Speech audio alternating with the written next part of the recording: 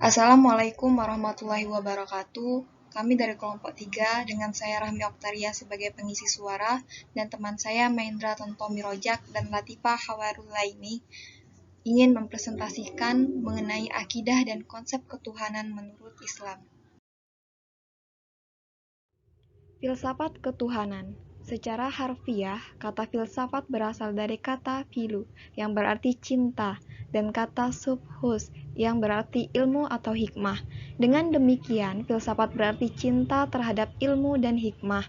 Filsafat ketuhanan dalam Islam bisa diartikan juga yaitu kebijaksanaan Islam untuk menentukan Tuhan, di mana ia sebagai dasar kepercayaan umat muslim. Tuhan atau ilah ialah sesuatu yang dipentingkan atau dianggap penting oleh manusia sedemikian rupa, sehingga manusia merelakan dirinya dikuasai olehnya. Perkataan dipentingkan tidaklah diartikan secara luas, tercangkup di dalamnya yang dipuja, dicintai, diagungkan, diharap-harapkan dapat memberikan kemaslahatan atau kegembiraan, dan termasuk pula sesuatu yang diakui akan mendatangkan bahaya atau kerugian. Sejarah pemikiran manusia tentang Tuhan. Pemikiran Barat, proses perkembangan pemikiran tentang Tuhan menurut teori evolusionisme adalah sebagai berikut. Dinamisme. Menurut paham ini, manusia sejak zaman primitif telah mengakui adanya kekuatan yang berpengaruh dalam kehidupan. Animisme, menurut kepercayaan ini, agar manusia tidak terkena efek negatif dari roh-roh tersebut, manusia harus menyediakan kebutuhan roh. Politisme, roh yang lebih dari yang lain kemudian disebut dewa. Dewa mempunyai tugas dan kekuasaan tertentu sesuai dengan bidangnya. Henoteisme, kepercayaan satu Tuhan untuk satu bangsa disebut dengan henoteisme atau Tuhan setingkat nasional. Monoteisme, dalam monoteisme hanya mengakui satu Tuhan untuk seluruh bangsa dan bersifat internasional.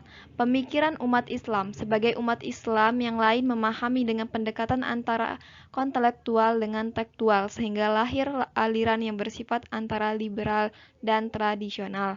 Aliran-aliran tersebut yaitu Mu'tazilah merupakan kaum rasionalis di kalangan muslim, serta menekankan pemakaian akal pikiran dan memahami semua ajaran dan keimanan dalam Islam. Qadariyah berpendapat bahwa manusia mempunyai kebebasan dalam berkehendak dan berbuat. Zabariyah berteori bahwa manusia tidak mempunyai kemerdekaan dalam berkehendak dan berbuat. Semua tingkah laku manusia ditentukan dan dipaksa oleh Tuhan. Asy'ariyah atau Maturidiyah pada prinsipnya aliran-aliran tersebut tidak bertentangan dengan ajaran dasar Islam. Oleh karena itu, umat Islam yang memilih aliran mana saja di antara aliran-aliran tersebut sebagai teologi mana yang dianutnya, tidak menyebabkan ia keluar dari Islam. Pembuktian wujud Tuhan. Banyak sekali bukti-bukti yang dapat digunakan untuk menunjukkan bahwa Tuhan adalah wujud atau ada. Bukti klasik yang sering digunakan adalah tentang adanya alam semesta. Setiap sesuatu yang ada tentu diciptakan dan pencipta adalah Allah Subhanahu wa taala. Tuhan mencipta alam semesta. Pembuktian dengan pendekatan seperti di atas sebenarnya bukanlah hal baru lagi. Jauh sebelum umat Islam menggunakan pembuktian semacam itu, Plato telah mengemukakan teori dalam bukunya Timaeus yang mengatakan bahwa setiap benda yang terjadi mesti ada yang mengendalikannya. Proses terbentuknya iman. Benih iman yang dibawa sejak dalam kandungan memerlukan pemupukan yang berkesinambungan. Benih yang unggul apabila tidak disertai pemeliharaan yang intensif, besar kemungkinan menjadi punah. Berbagai pengaruh terhadap seseorang akan mengarahkan iman atau kepribadian seseorang, baik yang datang dari lingkungan keluarga, masyarakat, pendidikan, maupun lingkungan termasuk benda-benda mati, seperti cuaca, tanah, air, dan lingkungan flora serta fauna. Pada dasarnya, proses pembentukan iman juga demikian. Diawali dengan proses perkenalan, kemudian meningkatkan menjadi senang atau benci. Mengenal ajaran Allah Subhanahu wa taala adalah langkah awal dalam mencapai iman kepada Allah Subhanahu wa taala. Jika seorang tidak mengenal ajaran Allah Subhanahu wa taala, maka orang tersebut tidak mungkin beriman kepada Allah Subhanahu wa taala. Keimanan dan ketakwaan. Kata iman berasal dari bahasa Arab, yaitu amina yu'minu imanan, yang secara etimologi berarti yakin atau percaya.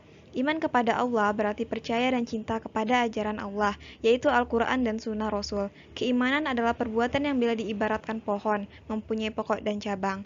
Iman bukan hanya berarti percaya, melainkan keyakinan yang mendorong seseorang muslim berbuat amal soleh. Seseorang dikatakan beriman bukan hanya percaya terhadap sesuatu, melainkan mendorongnya untuk mengucapkan dan melakukan sesuatu sesuai keyakinannya. Kata takwa berasal dari waka yuki wikayah, yang berarti takut, menjaga, memelihara, dan melindungi.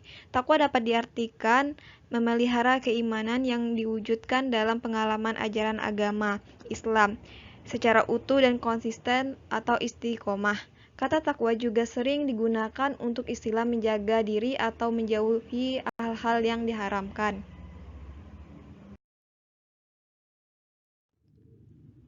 Takaran keimanan seseorang. Jika menyebut atau mendengar nama Allah Subhanahu wa Ta'ala, hatinya tergetar dan berusaha agar Allah Subhanahu wa Ta'ala tidak lepas dari ingatannya.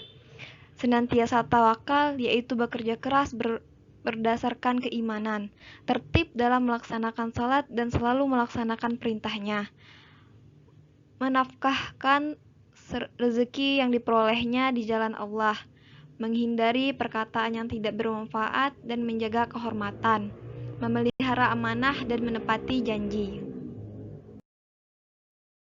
Manfaat dan pengaruh iman dalam kehidupan manusia. 1. Iman melenyapkan kepercayaan kepada kekuasaan benda. 2. Iman menanamkan semangat berani menghadapi maut. 3. Iman memberikan ketentraman jiwa. 4. Iman mewujudkan kehidupan yang baik. 5. Iman melahirkan sikap ikhlas dan konsekuen. Karakteristik orang yang bertakwa secara umum. 1. Iman kepada Allah. Iman kepada malaikat, kitab-kitab, dan para nabi. Iman kepada hari kiamat, serta qada dan qadar. 2. Mengeluarkan harta yang dikasihinya kepada kerabat, anak yatim, orang-orang miskin, orang-orang yang putus di perjalanan. Ketiga, mendirikan sholat, puasa, dan zakat. Keempat, menepati janji. Kelima, sabar di saat kepayahan dan memiliki semangat perjuangan. Keenam, menahan amarah dan memaafkan orang lain.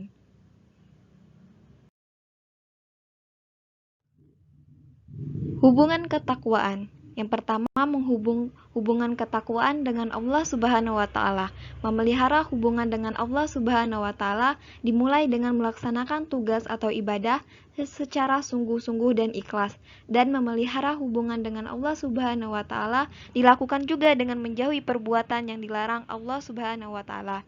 Berikutnya, hubungan takwa dengan sesama manusia. Sikap takwa tercermin dalam bentuk kesediaan untuk mendorong orang lain, melindungi yang lemah, dan berpihak kepada kebenaran dan keadilan. Selanjutnya, hubungan takwa dengan diri sendiri, yaitu sabar, tawakal, syukur, dan berani.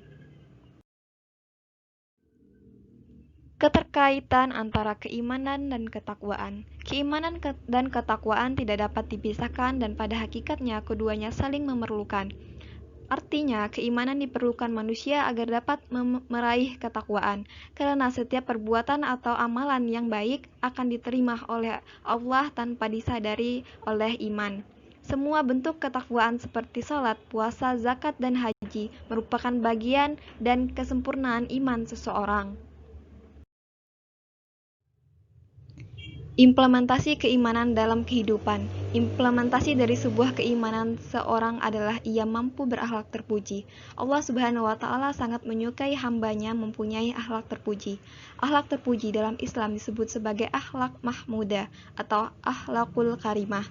Beberapa contoh akhlak terpuji antara lain adalah bersikap jujur, bertanggung jawab, amanah, baik hati, tawadu, istiqomah, wara', tawakal, dan lain-lain. Adapun secara terminologi, maka iman adalah pengucapan dengan lisan, keyakinan dengan hati, pengalaman dengan anggota tubuh, bertambah dengan melaksanakan ketaatan, dan berkurang dengan melaksanakan kemaksiatan. Demikian hasil presentasi dari kelompok kami. Lebih dan kurangnya mohon dimaafkan. Saya akhiri, wabillahi taufik wal hidayah. Wassalamualaikum warahmatullahi wabarakatuh.